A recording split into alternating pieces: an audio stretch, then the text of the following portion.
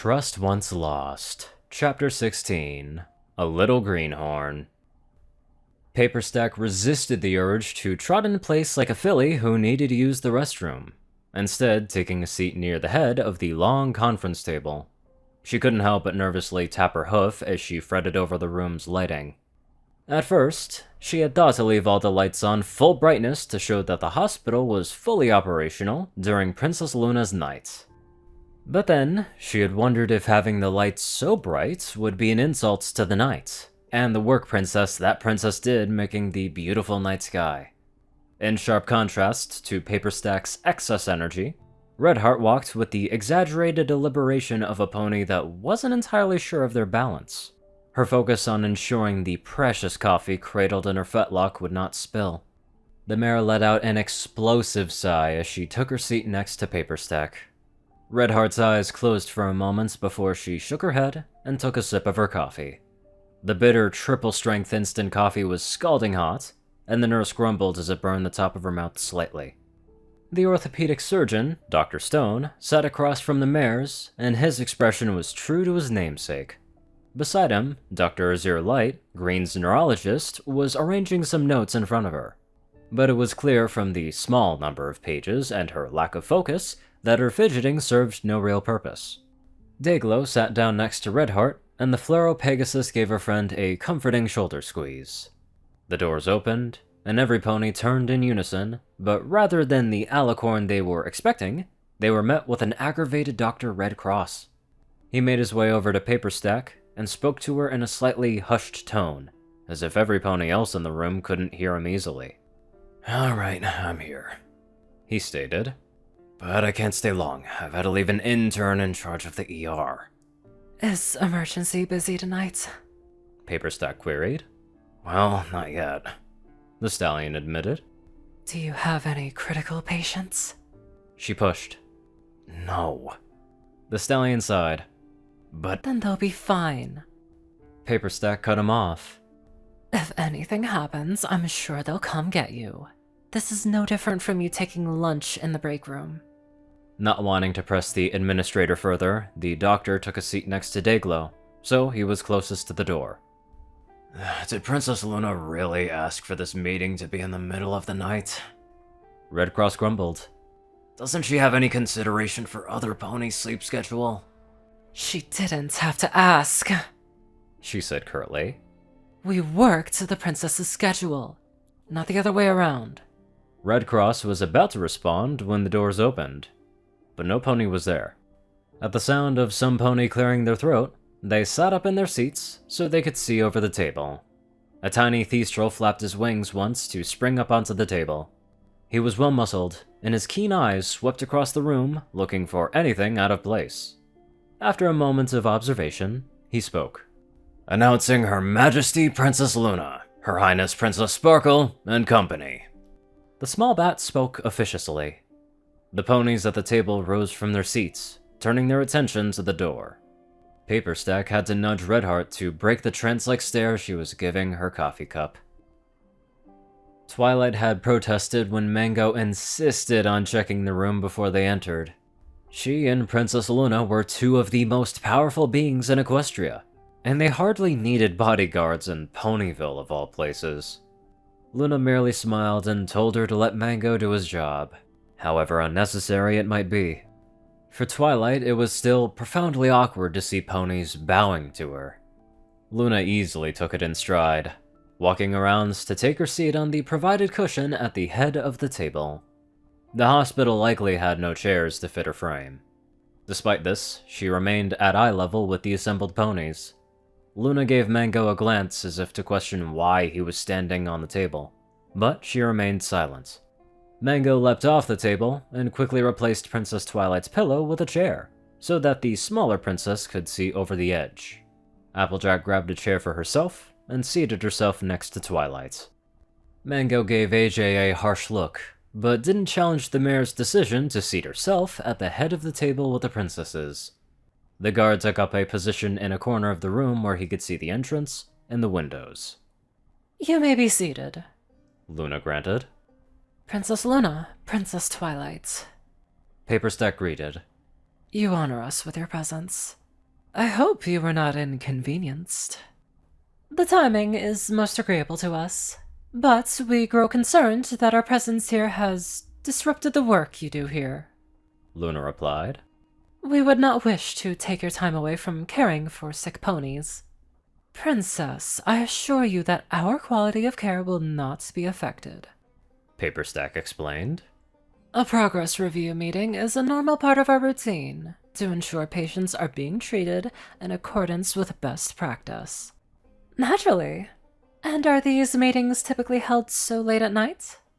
With the 24-hour nature of our work, progress review meetings can be held at whatever time is necessary. Verily.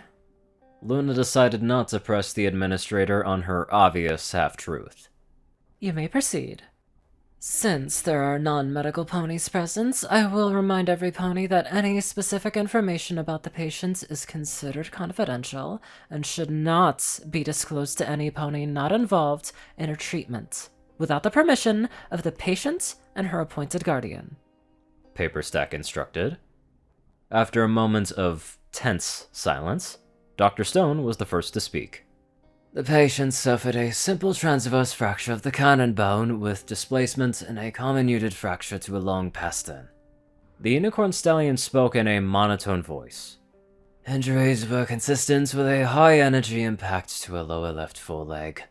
I performed a Caulfield-Cooper lateral comparative symmetry relocation.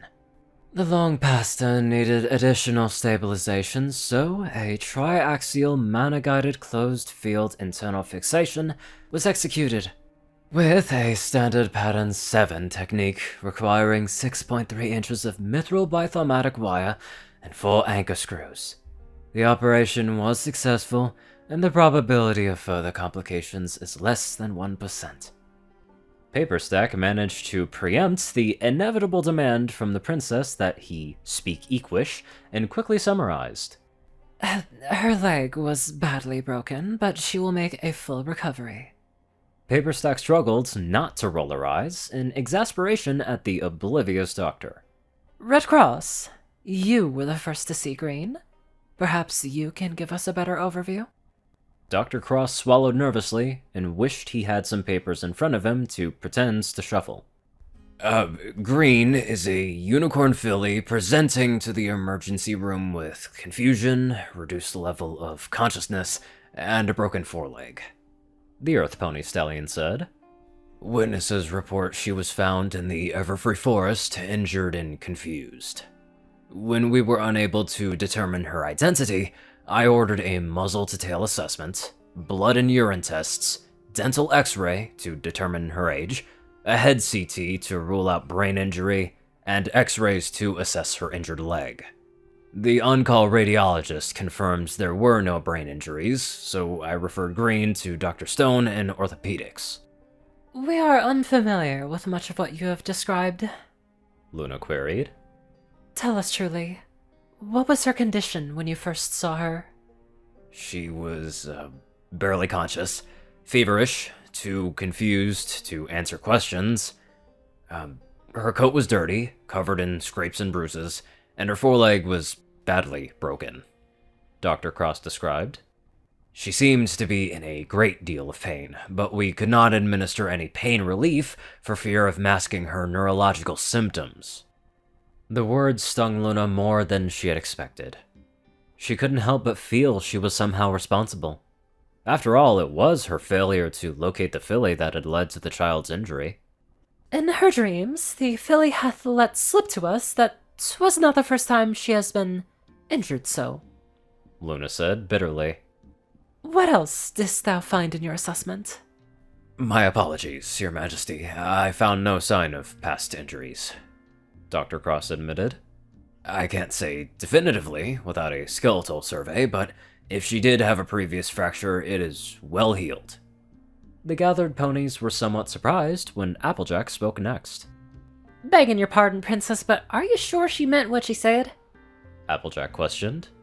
When my sister and her friends found her, Green was so out of sorts, she couldn't tell a pony from a timber wolf. Princess, if I may. Dr. Azur Light interjected, receiving a nod from Luna before she continued. I am Green's neurologist. On review, I believe that her delirium and short-term memory loss were caused by a combination of factors. On admission, her pain, fever, and exhaustion were the proximate cause. But it's likely that the medications we used to anesthetize her for surgery and later to relieve her pain exacerbated the problem. When we reduced to opiates, she became lucid. When the filly spoke with us, she claimed to remember nothing of her life before the forest. Luna questioned. Surely this implies long-term memory loss? Based on what I've read from a note, have you spoken with Green? Luna interrupted. My apologies, Your Majesty. Azorlight said. I was due to meet with Green earlier today, but she had some form of magical incident that required urgent testing, and I was unable to do so. Twilight's eyes lit up with intense curiosity. But before she was able to formulate a good question, Luna had pushed the conversation on. The Night Princess sighed. Please continue. From what the information I've been able to gather, it seems unlikely that her retrograde amnesia has neurological cause. She could have suffered a psychological trauma that is repressing those memories, but most likely she simply doesn't want to tell us.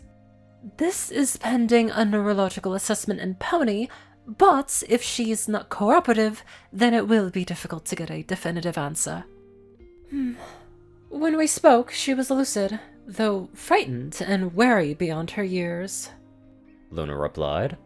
She did not mean to tell us about her previous injuries, so we can be sure she was not trying to deceive us. Her attempts to hide it, combined with her general demeanor, paint a most troubling picture. Oh. Applejack said, frowning. Though she did claim that she did not remember if it was her, or some pony else. The elder princess said. But that does not leave out the option. Are you certain that you haven't found any healed injuries? We examined her quite thoroughly, though it wasn't a forensic investigation, Dr. Cross explained. We were looking for anything that was immediately relevant. I haven't met with her again since her admission. You speak of investigation, but we have to wonder. Luna asked. What has been done to investigate her identity? When she was not immediately identifiable, I requested a social worker review, as is standard for unaccompanied minors. Dr. Cross replied. Dayglow is handling her case, so she would be better able to answer questions relating to that. Understandable. I'm afraid there's little else I can be of use for. Without waiting for the princess to dismiss him, Dr. Cross rose from his seat, earning him a stern glare from Mango. If there are no further questions, I should be getting back to the emergency department. Very well.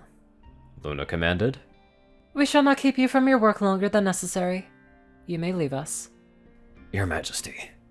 The Earth Pony bowed to Princess Luna before turning and bowing to Princess Twilight. Your Highness. Unfortunately, there has been little progress on identifying the filly. Dayglow lamented. Initially, she was too confused to know what was going on, and now that she's recovered, she's refusing to answer any questions. She doesn't match any missing ponies in our archives, and she's never been admitted to a local hospital, or attended any of the nearby schools. I've sent letters to my colleagues in nearby towns and cities, but I haven't had any positive responses yet. Is this sort of situation common in modern Equestria? Princess Luna asked. It's certainly very unusual in a small town like Ponyville. Dayglow responded. But larger cities like Baltimore and Manhattan have their share of runaways, and it can take time to identify them if they are uncooperative. In most cases, it all ends up being an overreaction or misunderstanding, and they end up being returned to their parents. You hope for the best in these situations, but it's our job to prepare for the worst. What is the best hope for Green? The princess inquired. Everything we've observed with Green seems to point in a certain direction. Dayglow explained. She's touch-shy, but that could just be skittishness from stress. She's very mistrustful, but we're all strangers to her, so some hesitance is expected. She's terrified of us finding out who she is, and our assumption is that it's because she's afraid of being sent home. But we don't know why she's afraid. Children have trouble evaluating how important something really is. They might break their mother's fine porcelain and think it's the worst crime imaginable, that they have to run away from home, and keep it a secret from every pony. The fluorescent Pegasus sighed and looked downcast. That's what I hope is the case. The mare swallowed. But the more we learn, the less likely that seems. She's determined to hide something from us, but when she was recovering from anesthesia, she said... The mare looked down at Green's patient notes to read verbatim. She remembers a guy telling her that he was going to make her a mare before being left alone in the forest. Dayglow looked up. She didn't seem to understand what that meant, but the implication is clear. The expressions in the room ranged from sickens to vengeful. Thankfully, when she was examined, we found no signs of sexual trauma. She continued. And at her age, they would not be subtle. So whatever he intended, it seems she got away. If this were the case, surely she would tell us. I'm afraid it's not so simple, Your Majesty. In these cases, the perpetrator is usually some pony the victim trusts. And Green didn't understand what was going on. She most likely feels like she has done something wrong. When your guards came to interview her, she was still delirious, but she was cognizant enough to remember that she wasn't supposed to tell us about what happened. She denied that she had ever been touched inappropriately, but she became increasingly distressed and told us we had the wrong idea. Dayglow growled. Some pony groomed her. They convinced her that they were the only pony in the world she could trust. Then they did something that made her feel so unsafe that she had to run away. If she will not tell us, then there are other means by which we can extract their names from her mind. Luna stated with an intense look in her eyes. Your Majesty, I urge you to reconsider. Dr. Zerle countered.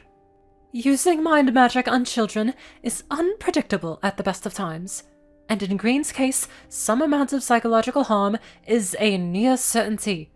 By my oath as a physician, I cannot abide in any course of action that would harm my patient. Not even to save other fillies from this monster. While I didn't swear an oath, it is my duty to be an advocate for my client. Dayglow added.